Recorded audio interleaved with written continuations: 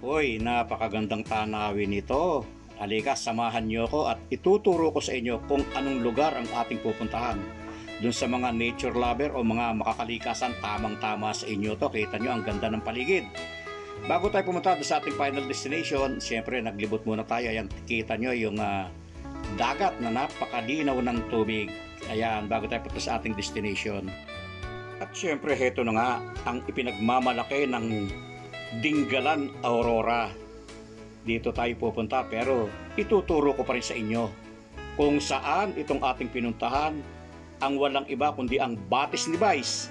Dito yan sa Dingalan Aurora, sa Dabil-Dabilan, Dingalan Aurora.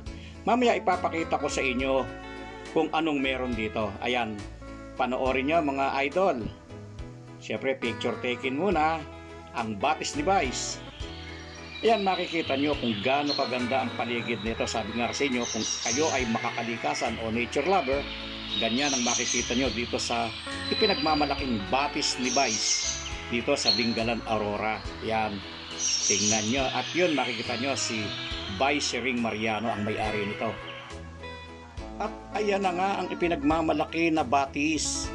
Yan ang tunay na batis dahil ang tubig na yan nagmumula sa kabundukan. Wow! Kaya tinawag na Batis ni Vice. Pero mamaya ipapaliwanag pa rin sa inyo kung bakit tinawag na Batis ni Vice. Pero tingnan nyo ang tubig mga idol. Kung gaano kalinaw at napakalamig naman talaga niyan. Kaya kung mayroon kayong pupuntahan, lalo na ngayong summer, eto, pinagmamalaki ko ang Batis ni Vice. Yan. Napakasarap maligo rito mga idol. At yung makikita nyo na yan, ay tulad ng mababasa nyo, hindi sila kontraktor ng DPWH. Talagang mga malulusog lang ito. Ayan, kita nyo? Yan ang original na Batis ni Vice. Ang sarap maligo, promise, puntahan nyo na. Actually, ito ikatlong beses na naming pagpasyal dito sa Batis ni Vice. Pero ngayon lang ako nag-vlog ng ganito. Yan, makikita nyo ang paligid ng Batis ni Vice. Ang ganda mag-picture taken dito mga idol. At yung makikita nyo na nakayelo na yan, ipapaliwanag niya kung bakit nga ba tinawag na Batis ni Vice. Sabaybayan nyo, panoorin nyo at malalaman natin kung bakit tinawag na Batis ni Vice. Eto, pakinggan nyo. Hello, magandang umaga po. Una po sa lahat, nagpapasalamat ako sa inyong pagdalaw dito sa Batis ni Vice. Tinatanong na, bakit ba Batis ni Vice ang naging pangalan niya? Ako po kasi ay dating pangalawang punong bayan ng Plaridel, Bulacan. Kaya po, na-recall, nung magpunta ako dito sa Dingalan, naisip ko, ano ba ipapangalan ko dito? At least, ilang inisip kong pangalan, Batis ni Vice. Ito po kasi ng bayan ng Dingalan, napakagandang lugar na pasyalan. Kasama na po ito sa tourist destination sa Region 3, di sa buong Aurora. Wow! Nagkataon po, ako ang founding president ng Hotel and Resort Owners dito. Kaya inisip po ako ng maging pangalan dito, na ipangalan sa Batis ni Vice. Kaya kayo po, manugod kong inalaya na mamasyal para po kayo makapasyal dito. Ang bayan po ng Dingalan mayaman sa kalikasan, karagatan.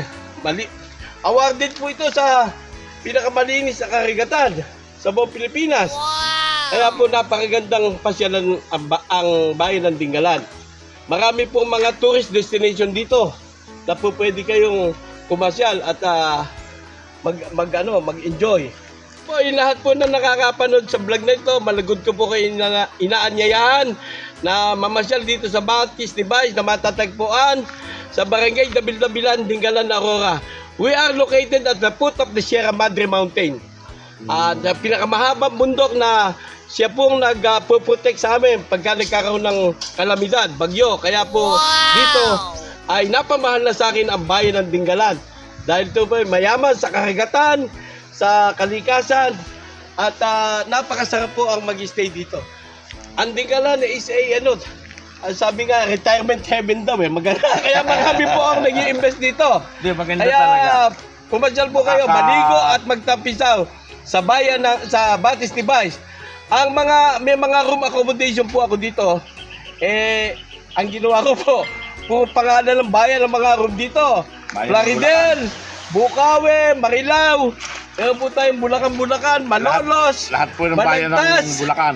Balagtas, Bustos, Baliwag, Pandi, Angat, Pulilan, at yung huli pong gawa dito, yung Santa Maria at saka Ubando.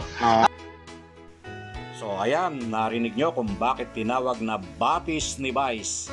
So mga idol, puntahan nyo na, pasyalan nyo na ang Batis ni Vice sa Barangay Dabil-Dabilan, Dingalan, Aurora. See you there!